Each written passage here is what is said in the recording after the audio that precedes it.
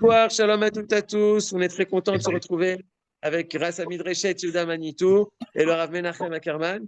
On continue à parler de justice, de morale et d'éthique avec, selon les explications de Manitou. Bechavod. Todarama. Alors, juste avant de commencer, je vous ai envoyé sur tous les groupes, et il y a d'autres qui ont envoyé, comme vous savez. Il y a ce soir une grande soirée à Merkaz Begin avec beaucoup de gens, dont moi, mais pour célébrer la sortie du livre de Ephraim Herrera qui s'appelle Les étincelles, anthologie des écrits, pas des écrits, des enseignements de Manitou, parce que d'après ce que j'ai vu, il a surtout pris les enseignements oraux, qui sont plus difficiles à trouver puisque c'est des enseignements oraux, et il a fait une anthologie extraordinaire, et elle sort ce soir, donc en vente et tout, et à la présentation du livre. Donc, tout simplement, tous ceux qui, même si vous n'êtes pas inscrits, je sais par l'organisateur qu'il y a de la place, donc vous pouvez encore décider d'y aller si vous êtes à Yerushalayim. Et du coup, avec votre permission, il n'y aura pas de questions. Je m'arrête exactement à 7h30 pour pouvoir ne pas arriver en retard à la soirée qui commence à 8h, mais j'ai encore un cours après. C'est-à-dire, donc, Bémet, pour ceux qui étaient pas au courant, mais qui sont assez souples et qui sont à Yerushalayim, je vous invite à venir participer à cette soirée qui est Badaï en l'honneur de Manitou, mais c'est vraiment quelque chose d'extraordinaire. Alors, je vous fais la publicité maintenant, du livre. C'est que justement, souvent, moi, ça m'arrive d'écouter un shiur de Manitou sur un Parashat Hashavua, puis Manitou, il donne des étincelles, tout d'un coup, au milieu du cours.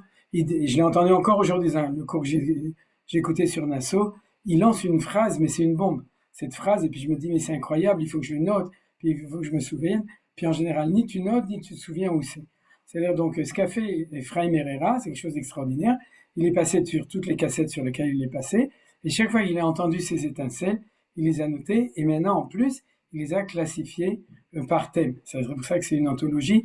Le peuple juif, Akadosh Baruch Hu, la relation vis-à-vis des Goïm, la justice, d'ailleurs le sujet dont on parle. J'ai pris aujourd'hui d'ailleurs un petit texte de son livre pour comment s'appelle, pour citation justement du sujet qu'on est en train d'étudier. Et Bezrat Hashem, il va nous servir parce que grâce à lui, moi-même, je vais pouvoir prendre des textes traduits. Ils sont tous, c'est un livre qui est en français, et qu'on puisse les étudier ensemble sur tous les grands thèmes de Manitou. Donc c'est quelque chose de vraiment extraordinaire. Et comme la présentation est ce soir, donc l'Ichvodov Manitou, si vous voulez, vous pouvez. Et c'est pour ça que je vais en faire être. Alors. Oui, sauf donc, que, pardon, sauf que oui. excuse-moi, sauf que Oui. le livre n'est pas prêt en fait, donc on va pouvoir le commander, mais il n'est pas prêt, donc voilà, mais la conférence a quand même lieu. Ok, d'accord. Bon, c'est les genres d'accidents qui peuvent arriver. On croyait que l'étincelle est allumée, mais en fait, elle est éteinte. Ouais, c'est d'air, d'accord. Elle n'est pas encore allumée, disons. C'est d'air. Nbaya. Moi, j'ai reçu le texte en PDF, donc j'ai vu. Donc, Mama qui a fait. Ok. Alors, donc, d'accord. On commence notre cours. Je rappelle qu'on est sur le 3e ou 4e cours sur ce thème et absolument exceptionnel. Le thème exceptionnel on pourrait dire loi et moralité de manière générale dans l'enseignement de Manitou. Et dans le premier cours qu'on a fait, je vous rappelle un petit peu, c'est pas grave. Dans le premier cours qu'on a fait, on a fait un cours d'introduction où en fin de compte, j'ai montré que Manitou dans sa vision, on pourrait dire Bémet dans sa vision, c'est-à-dire Manitou était un visionnaire, c'est-à-dire il y a déjà 25 ans, qui nous prévenait que la crise qu'on traverse actuellement de ce qu'on appelle les Ma'achot HaMishpat, les institutions juridiques d'Israël, le Bedin Gavol et Tzedek, le Yoetz HaMishpati, la Patsarit, la Yoetz Mishpati de l'armée, etc., tout ce système-là qui est en train de, j'espère, il va bientôt s'écrouler, c'est-à-dire dans le sens où il va être remplacé par quelque chose de mieux, pas parce qu'il faut tout casser, mais il faut le faire mieux, le remplacer. Il y a une manifestation ce jeudi, vous savez, devant le Bedin Gavol et Tzedek, vous êtes aussi invité à participer, vous savez, à la manifestation qui est justement sur ce sujet, mais de manière positive, on va dire il y a une crise. Et cette crise, elle était vue par Manitou, et dans le premier cours, j'avais expliqué de manière fondamentale comment est-ce que Manitou analysait cette crise du système du Mishpat en Eretz Israël, du système de la justice. Maintenant, le deuxième et le troisième cours, on s'était préparé à Shavuot et on a étudié le Mahamar de Manitou qui s'appelle le Mahamar de Sfirat HaOmer qui se trouve dans ce livre. Ah, vous n'arrivez pas à le voir, un coup de truc. Un mispé de la Mashiach. Bon, bref, on n'arrive pas à le voir. Mispé de la Mashiach qui s'appelle Mahamar Sfirat HaOmer. On l'a étudié, je vous ai d'ailleurs envoyé même le texte en hébreu de Manitou, pour autant que je sache, il n'a pas été traduit en français encore. Et puis, c'est comme ça qu'on sait, comme c'est un texte qui était une belle préparation au Mahamad Har Sinaï, à Shavuot, donc je l'ai étudié, c'est un lien entre la loi et la morale, et puis préparation à Shavuot. En gros, je vais vous le rappeler, BLP, ce qu'on avait vu, c'est que pour Manitou, il n'y a pas seulement Torah et morale ou morale et Torah, mais aussi Derech Eretz Kadma la Torah. C'est-à-dire le mot Kadma, c'est précédé. Il y a un ordre. Tout d'abord, la morale, l'établissement d'une morale de Torah, c'est une morale, mais qui est la morale de la Torah, qu'on appelle le Derech Eretz, et ensuite Kadma, et ensuite la Torah. Alors, dans le processus d'histoire, et c'est là que je vous rappelle le dernier point sur lequel on s'était arrêté, qui était dans le cours de Manitou, il y avait 6000 ans d'histoire. Je n'ouvre pas encore le texte, parce que c'est marqué dans le texte d'étude, mais on l'a déjà vu, et je ne vais pas retourner en arrière dans le texte pour vous le montrer. Il y a le temps d'histoire est de 6000 ans, vous vous souvenez, c'est marqué dans la Gemara Maseret Avodazara, page 9, folie A, d'accord, 2000 ans de Tohu, 2000 ans de Torah, et 2000 ans du Yemot HaMashiach. Et dans l'étude approfondie du texte de Manitou, moi personnellement, il m'a semblé que l'idée centrale de Manitou, bien que c'est une déduction de l'approfondissement de ce qu'il donne là-bas, on peut le résumer en une phrase. C'est-à-dire que 2000 ans de Tohu, c'est 2000 ans du projet, de l'avancement du projet de réussir le projet de la moralité. C'est pas que on a reçu la moralité et que ça a marché, c'est qu'il a fallu 2000 ans jusqu'à ce qu'apparaisse le premier homme qui a fondé la moralité de Torah, et comment il s'appelle? Avraham Avinu. Et ces 2000 ans se terminent avec la fin de Parashat Noach, et les 2000 ans de Torah commencent avec Lech Lecha, Vayomer Hashem el Avraham Lech Lecha. C'est-à-dire que quand apparaît l'homme qui a réussi, après 2000 ans d'efforts humains, à faire émerger les valeurs de Derech Eretz, c'est-à-dire de moralité, alors la deuxième période peut apparaître. Mais il y a quand même une tragédie. Quelle est la tragédie? C'est le fait que ces 2000 ans ne s'appellent pas 2000 ans de Derech Eretz, selon la plupart des Midrashim, mais 2000 ans de Tohu, de Tohu, parce que l'humanité entière n'a pas encore réussi à établir ce Derech Eretz de manière générale de l'humanité. Mais non, le Derech Eretz, je l'avais aussi comparé avec le projet de la Torah pour les hommes en tant qu'hommes, ce qu'on appelle les 7 lois noachites. C'est-à-dire, un Ben Noach, ce qu'on lui demande, on lui demande pas d'être religieux, on lui demande d'être moral. Et les 7 lois noachites, c'est bien entendu de croire en Dieu, de renoncer à l'idolâtrie, mais comme de manière générale, c'est vu du côté de ce qu'on appelle Tieh Ben Adam, soit un homme, Tieh Mensch, soit quelqu'un de normal. Et c'est ça qu'on demande aux nations. Donc, ils l'ont reçu, ou l'humanité l'a reçu, dans les 2000 ans qui ont du début de l'histoire humaine. Maintenant, ce projet n'a pas été réussi encore, je précise encore, dans l'humanité. C'est un projet qui doit réussir, puisque sinon l'humanité sera en échec du projet que Dieu a investi en lui, puisque c'est pas seulement qu'il lui a ordonné, il y croit. Hachem croit que l'humanité va y arriver. C'est-à-dire, il va arriver à la moralité du noachisme. Et en parallèle, là où ça a déjà réussi au bout de 2000 ans, c'est à l'intérieur du peuple juif. Et donc, ce projet moral qui s'appelle Derech Eretz Israël, c'est-à-dire le projet moral tel qu'il est en harmonie avec la Torah, à ce moment-là, va commencer le projet de 2000 ans de Torah. Ce projet de 2000 ans de Torah, ça va lui prendre 2000 ans pour réussir. Et il va terminer au moment de la destruction du temple, en gros. Et c'est à ce moment-là qu'on va se rendre compte que le peuple juif a intégré la Torah qui a été révélée au Mont Sinaï. Et c'est ce qu'on appelle, en gros, le fait qu'on a réussi à créer une Torah qui est Torah Shebichtav et Torah Shebe'al Peh. C'est la Torah Shebichtav, c'est la Torah donnée, et la Torah Shebe'al Peh, c'est la Torah reçue, c'est-à-dire intégrée, c'est-à-dire construite par le peuple juif.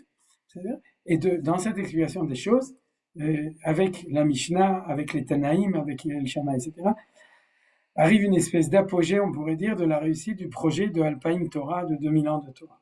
Alors, le troisième point c'est que les 2000 ans d'après, c'est ce qu'on appelle l'Alpaï Mashiach. De ce point de vue-là, vous comprenez très bien que s'il y a 2000 ans de Mashiach d'après le modèle que Manitou propose, c'est pas que le Yomot HaMashiach commence au début, c'est qu'il y a 2000 ans de projet de réussite, de projet messianique. Plus vite on le réussit, plus vite on passe directement au temps messianique. Moins vite on le réussit, plus on est en travail de messianisme, mais pas encore d'aboutissement du travail messianique. Ce qui est sûr, c'est qu'à la fin, ça va marcher. C'est-à-dire à la fin, c'est pas la dernière année, mais en fin de compte, et d'après notre lecture, Baruch Hashem, depuis 1948, c'est-à-dire 5708, donc en gros 300 ans avant la fin des 6000 ans, et donc après 1700 ans de projet des 2000 ans de Mashiach, a commencé, Baruch Hashem, a commencé de manière beaucoup plus révélée et effective le temps qu'on appelle Yemot HaMashiach.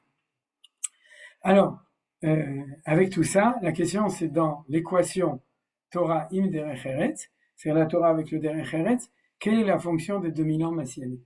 Alors, d'après ce que je vous propose, qui est très simple comme équation, premier 2000 ans, réussir le projet de derech eretz, deuxième 2000 ans, réussir le projet de Torah, troisième 2000 ans, réussir le projet de la synthèse entre les deux. Et il nous avait dit d'ailleurs, Manitou, dans une phrase dans ce Mahamar, le temple était détruit parce que la réussite du projet de Torah s'est fait au détriment du projet de derech eretz. Pourquoi? Le temple était détruit à cause de quoi? Le deuxième, Sinat Chinam. Et de nouveau aussi l'histoire des Talmidim de Rabbi Akiva. C'est-à-dire qu'en fin de compte, on a dit à Kadosh Baruch Hu, ouais, on arrive à faire la Torah, mais on n'arrive pas à joindre les deux bouts ensemble, en tout cas pas de manière parfaite, bien entendu, qu'il y avait des centaines de milliers de juifs qui réussissaient dans leur vie personnelle ou communautaire à unifier la Torah avec le derech eretz, mais dans le projet au niveau de sa réussite parfaite, c'est-à-dire au niveau du peuple juif et sans doute au niveau universel, c'est tellement grand et tellement énorme qu'il va falloir encore 2000 ans pour le réussir. C'est-à-dire que notre projet actuel, si vous demandez de Beit Shlishi, c'est-à-dire le projet de Beit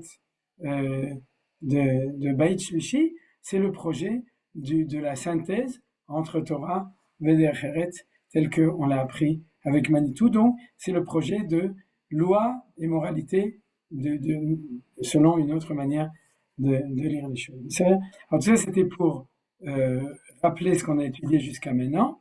Et maintenant, on va, en fait, attendez, excusez-moi, ce qu'on va faire, c'est qu'on va terminer l'étude de Manitou, parce que je ne peux pas me permettre, bien que ça aurait été idéal si on l'avait étudié avant Shavuot, on aurait fait encore un jour de préparation à Shavuot, mais comme on a toute la vie devant nous pour étudier l'enseignement de Manitou, donc je me permets, dans les 6 jours de Yisroel Chag, donc de Tashlumim, de faire Tashlumim à l'enseignement qu'on a déjà étudié. Alors tout d'abord, comme d'habitude, les Nitzachon, Svaïnu, Tzva, Ganal Israël, Sheniske, Lashmi, Larog, Labed, Ushaber, et Kol Oivenu, ou le Garesh, et Tsunim, Eretz Kotchenu, ולשוב לכבוש ולהתנחל בכל חבלי נחלתנו, et il faut rajouter ובפרט בחבל עזה, pas parce qu'il est plus important, mais parce qu'actuellement toute l'armée se trouve à Gaza, vous savez, hein, c'est-à-dire toutes les Yechidot Sdirot,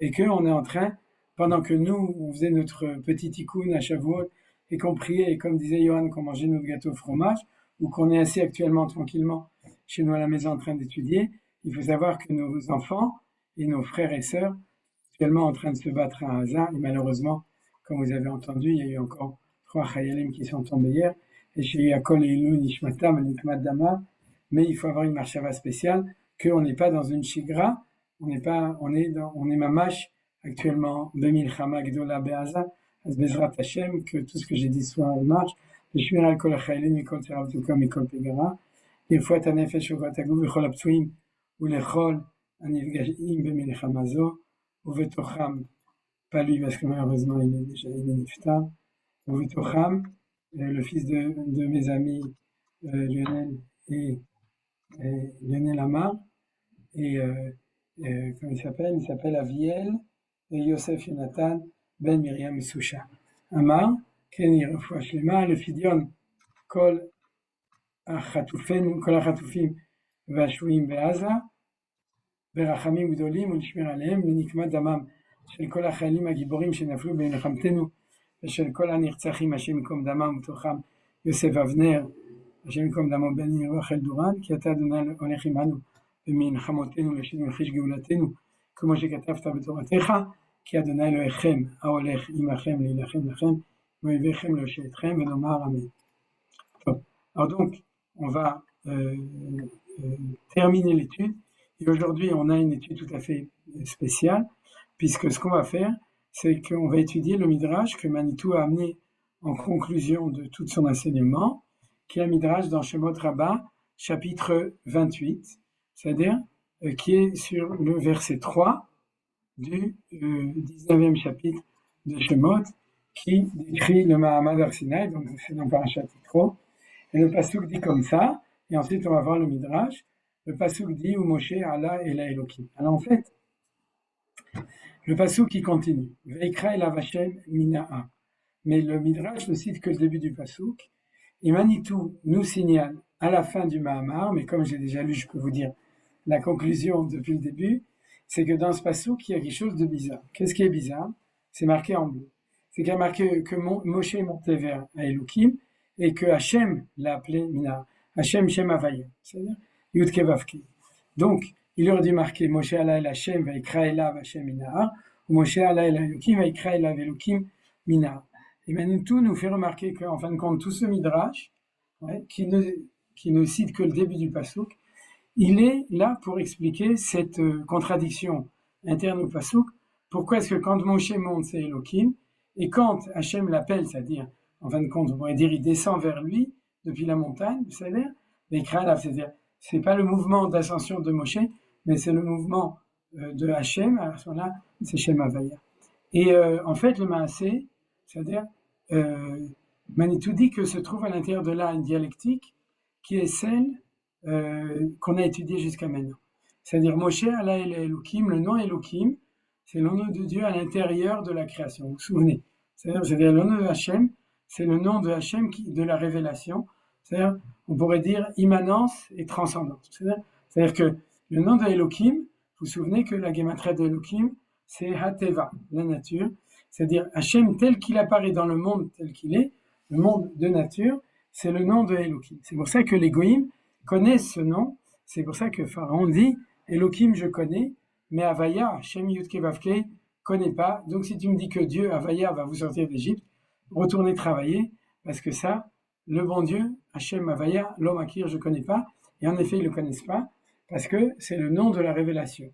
C'est-à-dire, même les Avot, je vous rappelle, au début de Vaera, Vaera et Avram Yaakov, El Shaddai, ou Shmi Adonai, Lo Noda'ati Lai. C'est-à-dire que je ne me suis pas révélé dans cette vertu qui s'appelle Yud Kei Vav Kei, uniquement dans un nom intermédiaire, qui est comment passer de Elohim à Havaya. C'est-à-dire, ça c'est un grand secret.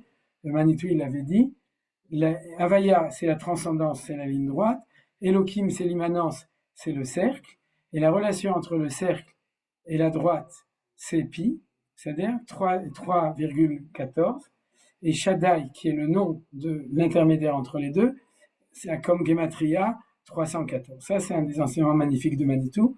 C'est-à-dire donc, le fait que Dieu s'est révélé au Havot Be'el Shaddai, c'est qu'il s'est révélé dans le monde de Elohim en mettant une flèche pour leur dire un moment va arriver, quand les enfants d'Israël vont sortir d'Égypte, où je pourrai me faire connaître par ma vertu de Havaya, de Yud Kei Vav Kei. Mais entre-temps, le El Shaddai, qui est la révélation Havot, c'est le fait de dire préparez-vous, construisez, c'est vous qui allez construire ça. Alors, comment ça s'arrange avec ce qu'on est en train d'étudier?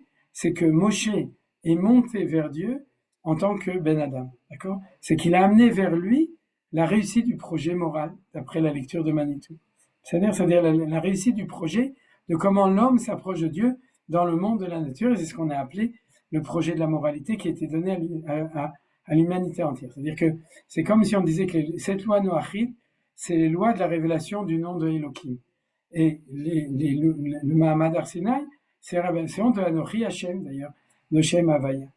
Alors donc, pour recevoir la Torah, il faut que Moshe monte avec Elohim, et quand il arrive à la moitié de la montagne, Dieu lui dit, regarde, maintenant que tu as fait cet effort, alors le temps est arrivé que je t'appelle au nom de Havaya pour que tu puisses donner la Torah au peuple juif. Vous comprenez? Ça veut dire que déjà dans ce passage, il y a cette dialectique entre morale et légalité, entre immanence et transcendance, pour parler un langage un peu, pour frimer un peu. C'est l'air de philosophie. Alors, maintenant, on va suivre le Midrash pas à pas et on l'étudie et je vous donne immédiatement l'interprétation de Manitou du Midrash. C'est-à-dire quand on lit. Sinon, il faudrait le lire une première fois. Je l'ai en hébreu et ensuite réfléchir. Ça vous le ferez après le coup. Ada ou Dirtiv, c'est ce qui est marqué dans le psaume 68. Alors, qu'est-ce qui est marqué dans le psaume 68? Alita la marom, passage 19, Shavita Shevi, la karta matanot ba'adam.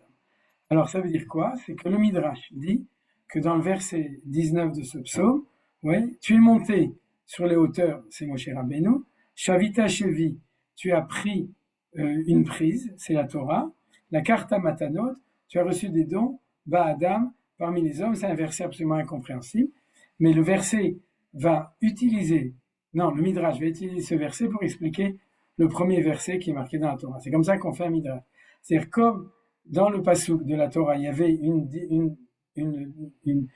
difficulté de Elohim et de Havaya entre ce que Moshe montre et ce que Dieu l'attire. C'est-à-dire, alors pour expliquer cette contradiction interne dans le pasuk, le Midrash va commencer par trouver un autre verset qui parle de ça. Alors, si on le lisait en lui-même, on ne verra pas du tout qu'il parle du Mahamad Har Sinaï. Mais comme c'est le psaume que vous avez tous lu pour tous les Sfaradim, ouais, puisque c'est le psaume de Shavuot, le psaume Samechet, alors si on le reprend avant, vous verrez que il parle au début de la sortie d'Égypte, et après, il donne une description David Ameler dans Tehillim du Mahamad Har Sinaï. Alors j'ai choisi uniquement les psukim qui nous montraient ça de manière très claire, pour que vous voyez que le Midrash a bien vu dans ce verset qui parlait de Alita la Makom, on parlait de Moshe Rabbeinu qui est monté sur le Har Sinaï, bien que dans le verset on ne le voit pas. Alita la Marom, ça veut dire que tu es monté au ciel et tu as pris des cadeaux, on ne sait pas de quoi on parle, on ne sait pas de qui on parle, et on ne sait pas qui c'est, est-ce que c'est Ba'adam. Alors regardez, Eretz Racha, je lis en vitesse et vous lisez en français pour ceux qui ont besoin. Je vais encore agrandir. Eretz Racha, Shamaim Natfu Mipnei Elohim, Ze Sinai Mipnei Elohim et Israël. Donc vous voyez déjà que dans le pasuk tête, on parle de Sinaï, Ar Elohim Ar Bashan, Ar Gavnunim Ar Bashan. C'est là qu'on apprend que le mont Sinaï était tout blanc, c'est-à-dire parce qu'il était rempli de neige naturelle, c'est-à-dire dans tous les phénomènes incroyables qu'il y avait, parce que Gavnunim, ça veut dire pas des croupes élevées, mais ça veut dire Gvina. C'est-à-dire d'après le Midrash, vous savez, c'est pour ça qu'on mange aussi du gâteau au fromage en souvenir du mont Sinaï, c'est-à-dire, mais pourquoi on parle du Bashan? C'est que le Har Elohim qui n'est pas si haut, il est plus haut pour nous que Har Bashan. Har Bashan, c'est la montagne du Hermon et du Golan, qui sont des grandes montagnes majestueuses, mais Har Elohim est comparé, mais c'est encore plus grand parce que c'est le don de la Torah. Ensuite, Rechev Elohim Ribotaim Alfichinaan Adonai Bam Sinai Bakodesh. Donc, c'est des versets qui sont compliqués à comprendre, mais on voit que tous les chars célestes sont venus pour le Mahamad Har Sinaï. Il n'y a pas que nous qui étions là, mais il y avait aussi tous les chars, c'est-à-dire toute l'armée qui était autour de Hachem. L'armée, c'est tous les anges et tout ce qui était autour. Tout ça, on l'a vu au moment du Mahamad Har Sinaï, c'est-à-dire ce qui est marqué au début du Pasuk, Hachem Bam Sinai Bakodesh, et donc, verset suivant, Alita la Marom, Shavita Shevi. Donc c'est clair que David Amer, il s'adresse à Moshe Rabbeinu, il dit, tu es monté au Marom, c'est les hauteurs, Shavita Shevi la karta matanot ba'adam, c'est que tu as pris la Torah. Le seul problème, c'est que vous avez trois mots différents, ou 4, puisqu'on peut dire Shavita Shevi, c'est-à-dire vous avez 3 ou 4 mots différents pour exprimer le fait que Moshe Rabbeinu a reçu la Torah sur le mont Sinaï. Quel est le seul mot qui est vraiment légitime, puisque dans la Tfila, qu'est-ce qu'on a dit? Et Yom Haga Shavuot Hazeh Zman Matan Toratenu. Donc le seul endroit où il faut étudier la Torah, c'est à Matan. Ouais, c'était une blague bien entendu, mais c'est-à-dire Matanot, c'est le seul mot qui correspond à notre habitude habituelle de dire que c'est Matanot. Le problème du Midrash, c'est qu'il veut expliquer ce passouk, et par l'explication du passouk, on va arriver à ce qui était important pour nous, c'est de comprendre le passouk de la Torah, d'accord, qui pour Manitou, c'est la dialectique entre le Der Eretz et la Torah, c'est-à-dire, il y a trois mots différents, et dont un qui est choquant. C'est lequel? C'est le Chevi. Chevi. Ça veut dire quoi, Chevi? Mazé Chevi. Vas-y, Youssef. Prisonnier. Oui, prendre des otages. Prendre des otages. C'est-à-dire que tu es monté au ciel et tu as fait prisonnier des prisonniers. C'est-à-dire, tout d'abord, je veux consacrer aussi cette étude avec le fait qu'à part le fait qu'on étudie sur la Torah, alors puisqu'il y a le mot de Chevi, de Shouim, pour que le sroud du limoud soit pour toute la réussite de la guerre, mais aussi en particulier quand on dit ces mots, qu'Akadosh Baruch Hu, il nous libère les otages.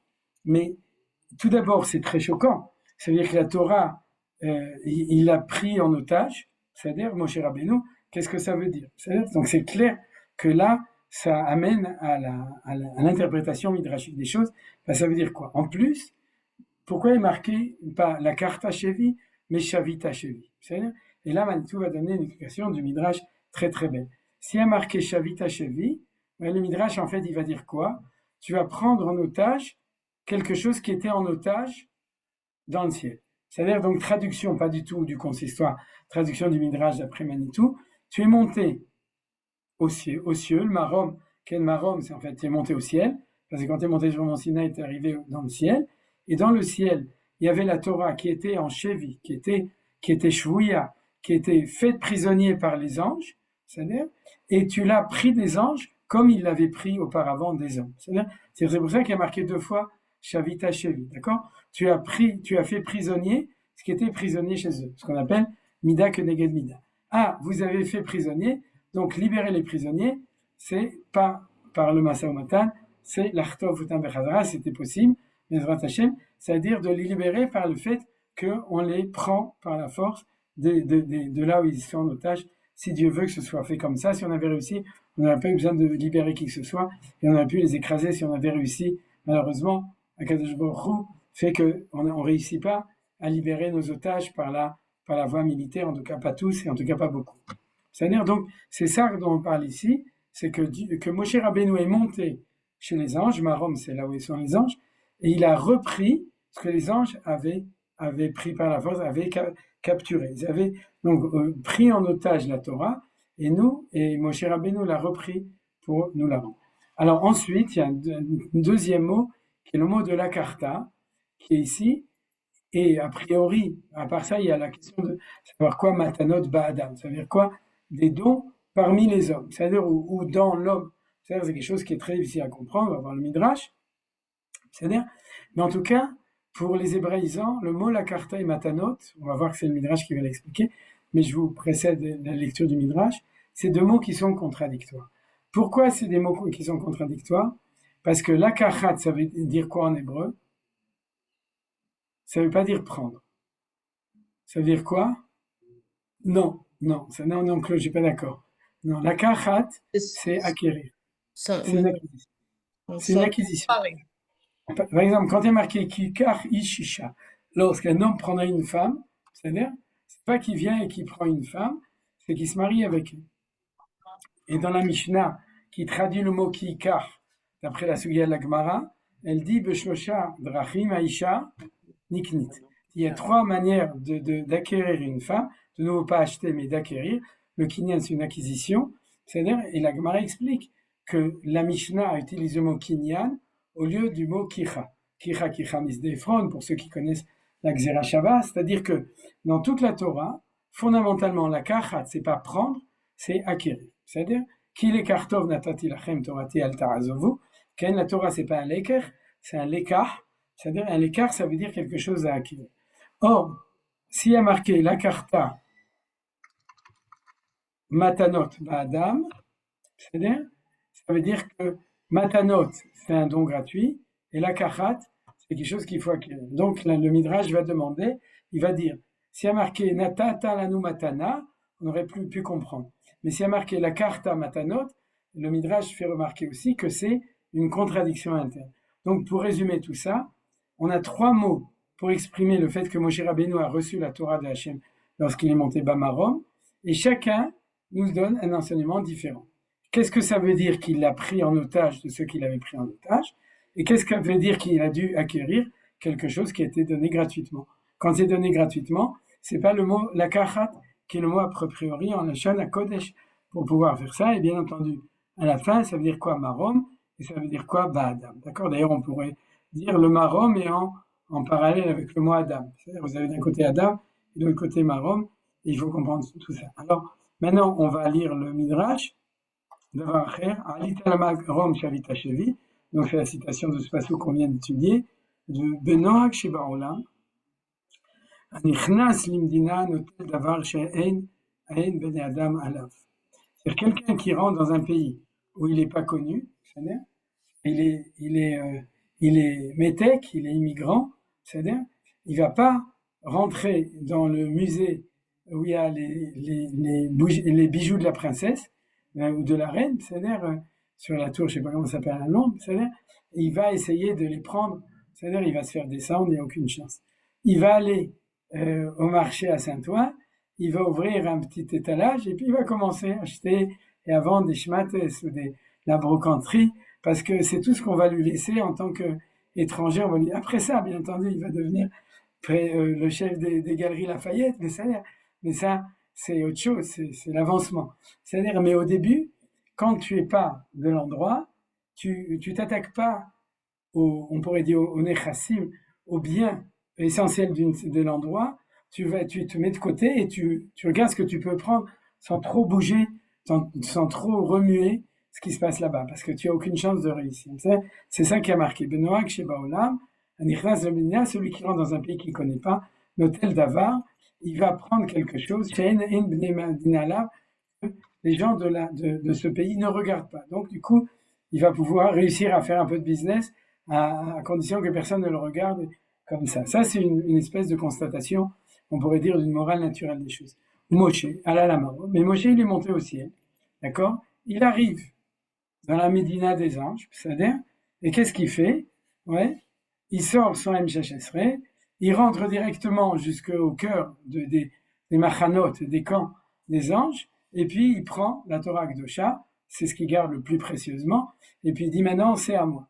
C'est-à-dire c'est à moi, il le reprend, il court comme ça, il le poursuit, et puis il redescend en bas, il dit voilà, j'ai la Torah, ouais, j'ai les deux louchot, je l'ai repris. C'est-à-dire, alors Moshe à la marom, Benatel et ta Torah, chez Yakol Nosim et Nehemela, il a pris la Torah que tous, en parallèle, que tous les anges du ciel contemplaient, regardaient et gardaient. D'accord? Regarder et garder, c'était le joyau des anges, et puis il l'a pris.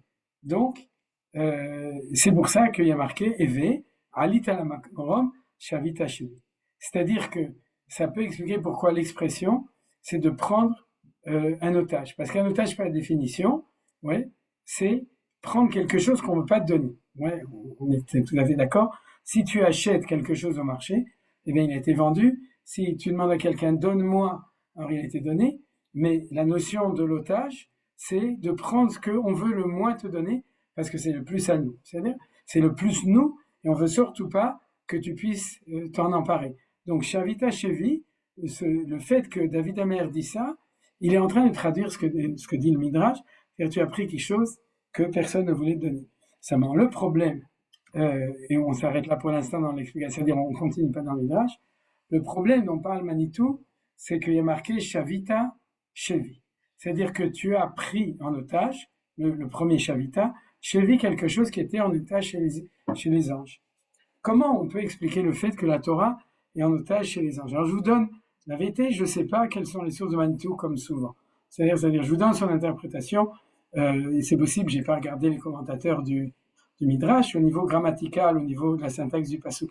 C'est tout à fait exact, c'est comme ça qu'ils veulent le dire. C'est-à-dire que tu as pris en otage ce qui était en otage là-bas, et pourquoi est-ce que la Torah serait en otage dans le ciel? Alors, je vous rappelle qu'il y a un deuxième Midrash, je ne l'ai pas imprimé pour pas alourdir et parce que vous le connaissez tous. La source de ce deuxième Midrash, c'est une page 88 folio B de la Gemara du Shabbat, et c'est le Midrash classique que tout le monde connaît. C'est que quand Moshe est monté au Marom, ça commence de la même manière, à ce moment-là, il a demandé aux anges de lui donner la Torah, et ils ont répondu, Tena otra la Shamaï, c'est ma pitom, cette Torah, elle appartient aux anges. Et puis alors il dit à Moshe, à Hachem, qu'est-ce que je vais faire? Ils ne veulent pas me la donner. C'est-à-dire, puisqu'ils disent que ça leur appartient, alors, et j'ai peur qu'ils vont me brûler par le souffle de leur bouche, et ils se refouent Be'evel Piem, et à ce moment-là, Hachem dit à Moshe, Echos Bekisei Hakavod, accroche-toi à mon Kisei Hakavod, Verzir Lem Tshuva, et commence à discuter avec eux, et Moshe Rabbeinu leur dit, est-ce qu'il y a marqué tu ne voleras point, est-ce qu'il y a de la propriété chez vous, tu ne feras pas d'adultère, est-ce que vous êtes mariés, est-ce que vous avez une femme, est-ce qu'on peut voler la femme l'un de l'autre, tu ne tueras point, est-ce que vous avez bichlal, un instinct de tout ça. Il dit, vous voyez bien que la Torah, elle n'est pas à vous, donc elle est pour les hommes qui sont dans un monde où il y a tous ces instincts, ces pulsions, et donc ils ont dit, ah oui, c'est vrai, on n'avait pas pensé à ça, prends la Torah, et ils lui ont donné encore des cadeaux, chaque ange lui a donné des cadeaux, et c'est comme ça que Moshe Rabbeinu est descendu sur terre. Ce midrash est parallèle, mais quand on le lit d'abord, comme tous les midrashim, il y a une infinité de lectures, et vous en connaissez sûrement plein, parce que c'est les midrashim qu'on étudie à Shavuot, surtout celui qui est le plus connu, celui que je viens de vous citer. Et Manitou aussi, d'ailleurs, dans une des brochures de Mayanot, il a fait un très beau commentaire, je me souviens plus dans laquelle, sur ce midrash-là, sur celui qu'on n'est pas en train d'étudier. Et en fin de compte, ce que je voudrais dire comme différence entre les deux, c'est que ce midrash sous-entend qu'a priori, la Torah appartient plus aux anges qu'aux hommes. C'est-à-dire qu'elle appartient. C'est dans le midrash de Daf Peichet. C'est-à-dire, la Torah est chez les anges, et les anges disent, je comprends pas pourquoi est-ce que toi tu veux le prendre, alors qu'elle est très bien chez nous, Tena Otra à la Shamaï, Ken y a même un pasouk, c'est-à-dire donne ta splendeur sur le ciel, c'est-à-dire chez nous, parce qu'elle nous appartient. Et puis après, tout d'un coup, les anges se rendent compte que la Torah peut appartenir aux hommes, et puis on se demande dans cette équation pourquoi il avait besoin de tenir le trône de Dieu, pourquoi est-ce que Dieu ne pouvait pas leur répondre, pourquoi est-ce que les anges ne s'étaient pas rendus compte de tout ça, mais bien entendu, c'est des questions puériles, infantiles ou premières, parce qu'on sait très bien que dans la Torah, la Torah intérieure fondamentale, elle est céleste, d'accord? C'est-à-dire c'est la Torah Tachem, c'est-à-dire c'est une Torah qui est Shayach au Shamaim de ce point de vue-là, c'est-à-dire, et c'est ça que nous dit ce premier midrash, c'est-à-dire que cette Torah, quand elle descend sur terre, à ce moment-là, elle rentre dans le monde, une fois qu'elle atterrit, elle rentre dans le monde humain, parce que la Torah, elle a été donnée aux hommes, donc du coup, Dieu va la traduire dans un langage humain, qui est celui de l'homme qui a la prière chofshit et qui doit réussir son projet avec la Torah et les mitzvot. Donc, il va te dire, tu as envie de voler, tu voleras pas. Tu as envie de tuer, tu tueras pas. Tu as envie de faire de l'idolâtrie, tu ne feras pas d'idolâtrie. Mais ça, c'est la Torah la plus basse. Même nous, on sait qu'il y a une Torah plus haute, qui est la Torah, qui est au niveau de la Pnimiut Torah, dans lequel on voit dans la Torah l'infinité de la Kadosh Baruch Hu et de la spiritualité. Pnimiut Torah, la Nevoie, la Kabbalah et toutes ces choses-là. Ça, c'est la Torah quand elle n'est pas encore descendue, la Torah qui est dans le ciel. Donc, c'est évident que les anges ont aussi raison, qu'il y a un niveau de Torah, qui a une Torah qui est complètement céleste. Et ce Midrash, donc, va nous expliquer pourquoi la volonté de Dieu, c'est que la Torah descende jusqu'au niveau de l'homme, et donc c'est pour ça qu'elle doit être donnée à Moshe Rabbeinu pour être donnée à l'homme. Ça, c'est l'explication du Midrash là-bas. Mais dans cette explication du Midrash, c'est-à-dire la Torah est en même temps en haut et en même temps en bas.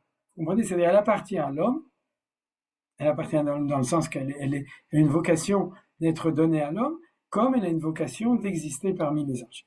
Maintenant, la différence avec ce Midrash qu'on a ici chez nous maintenant, dans la comparaison des deux, c'est que ce Midrash nous dit qu'elle appartient que dans le monde de l'homme. Alors les deux sont vrais, c'est-à-dire et que les anges ont pris en otage la Torah qui était donnée aux hommes.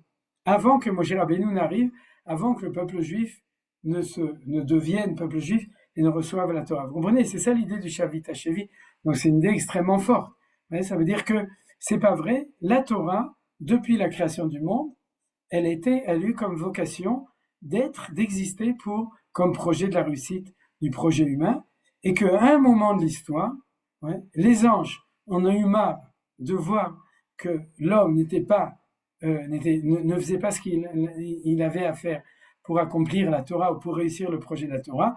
Et on se dit, il y en a marre, on reprend la Torah et on la remonte dans le ciel parce que vous n'êtes pas capable de le faire, et que heureusement que Moshe Rabbeinu est arrivé, il a dit, c'est vrai, vous aviez raison, jusqu'à maintenant, le projet Torah était irréalisable dans le monde, mais ce que vous n'êtes pas rendu compte, c'est que depuis là, il y a eu Abraham, Israël et Yaakov, Am Israël, on est sorti d'Égypte, et puis on est arrivé au Mont Sinaï, donc, s'il vous plaît, rendez-le.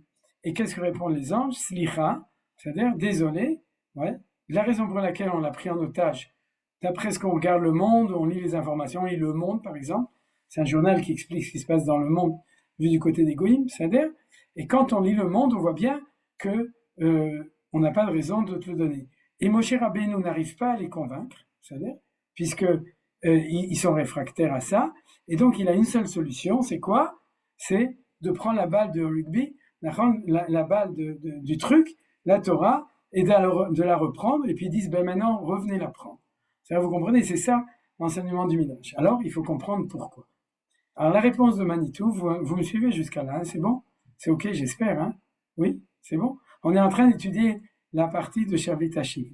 Alors, la réponse de Manitou, c'est que le mot marom donne une clé à ça. Vous vous souvenez, Alita la marom, okay? Shavit Hashiv. C'est-à-dire, tu es monté au marom, cher Rabbeinu, et Shavit Hashiv. Pourquoi? Parce que le mot marom veut dire le monde, comme on a dit, le monde de l'idéal. Où est-ce qu'on le voit dans quel verset? Ose shalom bimromav, oui, assez shalom aleinu. C'est-à-dire celui qui fait que le shalom est un acquis dans le monde d'en haut, fait qu'un jour, il y a assez shalom aleinu. C'est-à-dire, bien entendu, c'est nous qui allons réussir ce projet de la seule shalom aleinu valkol Israël, v'imwa menia, c'est shalom. Donc, ose shalom bimromav, et c'est quoi le shalom? Le shalom, c'est l'harmonie. C'est-à-dire, c'est pas la paix maintenant, c'est un monde où tout est harmonieux. Vous savez que dans le ciel, il y a du feu et il y a de l'eau. Vous êtes au courant? C'est-à-dire, ouais, vous savez, d'où on le sait? Parce que le mot shamaim, c'est un mot composé de esh, maim. Esh ou maim, donc ça fait shamaim. Et la Gemara, elle dit, dans Masechet Brachot, 9e chapitre, à propos des rêves, Aroé sir ba'chalom, itzpe le shalom. Celui qui voit un cire dans son rêve, alors il sait qu'il aura quelque chose qui est de l'ordre du shalom, de la paix et de l'harmonie. C'est-à-dire, un cire, c'est quoi? C'est pas de la cire d'abeille, c'est pas monsieur le cire, c'est une casserole. C'est-à-dire que si quelqu'un, il rêve d'une casserole, alors il sait qu'il y aura la paix. La Gemara demande quel est le rapport entre le rôle de la casserole, c'est-à-dire, et puis le fait que la paix. Elle dit comme ça, elle dit parce que la casserole, ici sur terre, elle fait la paix entre l'eau et le feu. Parce que en dessous, il y a le feu, à l'intérieur, il y a la flotte, et puis il y a la casserole au milieu, et grâce au fait qu'il y a une casserole, on fait le shalom d'en bas, parce que le shalom d'en bas, il faut quelque chose qui les sépare, sinon l'eau va éteindre le feu, ou le feu va évaporer l'eau, ça dépend lequel des deux dans les rapports de force va être le plus fort. Il faut que j'ai une casserole pour réussir la synthèse. C'est-à-dire qu'en fin de compte, ça explique que dans le ciel, on n'a pas besoin de Cyril. C'est-à-dire, parce que dans le ciel, il y a une harmonie naturelle qui fait que les contraires sont Béchalom. Ose Shalom Bimromav, ou ya, c'est Shalom Aleinu Alkol Israël Bimromav. C'est-à-dire que dans le ciel, c'est le monde de l'harmonie. Ouais? Comme le mot marom et harmon, ça se ressemble, c'est-à-dire la maromonie, c'est-à-dire l'harmonie dans le ciel. Et donc, en fin de compte, on pourrait dire que dans le ciel, dans le monde des anges, le projet d'harmonie dans le monde, qu'on appelle le shalom, est réussi. Et dans le monde. Alors, qu'est-ce que nous dit Manitou? Il va plus loin. Il dit pourquoi les anges avaient pris en captivité la Torah? C'est parce que pendant 2000 ans, le projet de Derech Eretz ne marchait pas. Et à ce moment-là, les anges ont dit, tu veux donner la Torah dans le monde, tu ne peux pas le donner puisqu'on est dans le Tohu, puisque pendant 2000 ans, il y a pas de réussite. Donc, on prend la Torah, et puis vous n'allez pas réussir, ou bien le jour où vous aurez réussi, alors vous viendrez me voir et vous pouvez le prendre. Et vous voyez comment est-ce que Manitou réorganise ça avec ce qu'on est en train d'étudier. C'est-à-dire que Moshe Rabbeinu va monter dans le ciel, et va dire, on est dans les Alpaïm Torah, on a commencé le processus de Torah, donc vous devez nous rendre la Torah, et puis les anges disent, mais je regarde les informations tous les jours, et je vois que le Derech Eretz chez Kadma la Torah, ça n'a pas encore réussi. C'est-à-dire, ou ça n'a pas réussi dans le monde. Qu'est-ce que va répondre Moshe Rabbeinu? Slicha, nous qui recevons la Torah, c'est-à-dire, eh bien, depuis Avraham Avinu, on est en chemin, c'est pas qu'on a réussi, mais en tout cas, on a montré que c'est possible de réussir le projet qui est la condition sine qua non. Ils n'entendent pas, ils ne voient pas, donc Moshe Rabbeinu est obligé de prendre la Torah de force C'est-à-dire parce que il faut commencer le Alpaim Torah. C'est ça l'explication de Manitou sur le Chavita Shevi. Alors, on va continuer dans l'étude de tout ça. Il ne nous reste plus beaucoup de temps, donc je vois qu'on continuera Bezrat Hashem la semaine prochaine. C'est-à-dire, Yachol mipne shava ota netalachinam. C'est-à-dire, Talmud lomar la karta matanot ba'adam bilekicha nitnalo. Alors, je vais insister dans le Midrash sur ces deux mots. C'est-à-dire,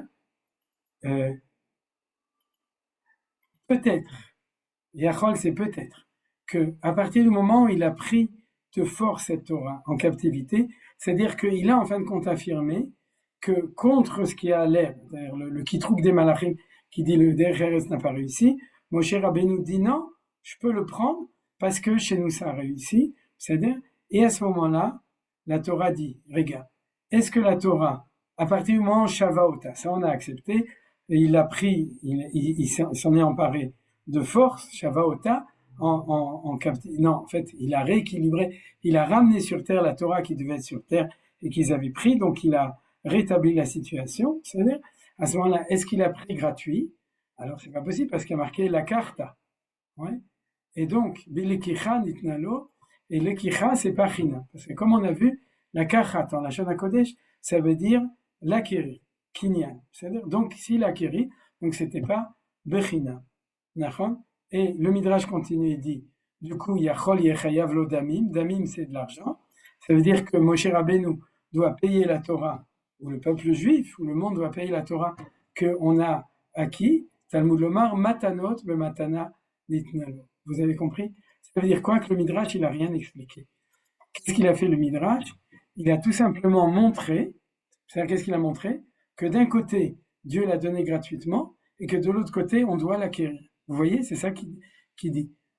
Et comment est-ce que ça se traduit? C'est que d'un côté, je dois l'acquérir, mais d'un autre côté, je ne dois pas payer. Comment est-ce que tu acquéris sans payer?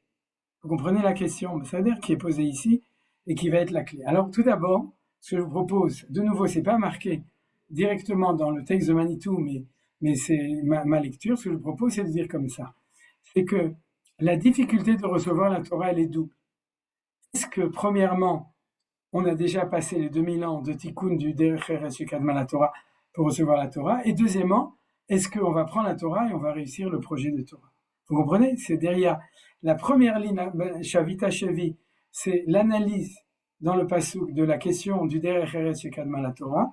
Et la Karta Matanot Ba'adam, la Karta Matanot, c'est la question de la réussite du projet de la Torah lui-même. Et là, Manitou explique ça comme ça. C'est-à-dire que du côté de Hashem Yitbarach, c'est-à-dire lui, il la donne gratuitement. C'est-à-dire pour lui, la Torah, elle est gratuite. Mais de notre côté, on ne peut recevoir la Torah que si on fait l'effort de ce qu'on appelle Amal Torah. C'est-à-dire si on fait l'effort d'acquérir la Torah. Par quoi? Par l'étude, par l'abnégation, par la Mesirut Nefesh, par le Kiyum Mitzvot qui va ensemble. Gadol Torah mevini l'idée maaseh l'ilmod ou la med l'ishmor la sod kayem. C'est-à-dire que l'acquisition de la Torah, c'est par cet effort de Kinyan Torah. Est-ce qu'on a besoin de donner de l'argent? Non. Hachem, il dit, moi, je vous la donne gratuitement. Mais vous devez l'acquérir. Et c'est ça qui est marqué dans la Karta Matanot Ba'adam. C'est-à-dire, on n'a pas encore expliqué le mot Ba'adam, mais on a expliqué ça et on reprendra la semaine prochaine Bezrat Hashem. Matanot, c'est que Dieu nous les a donnés gratuitement. Et c'est ça qu'on dit dans la Tfila Matan Torah.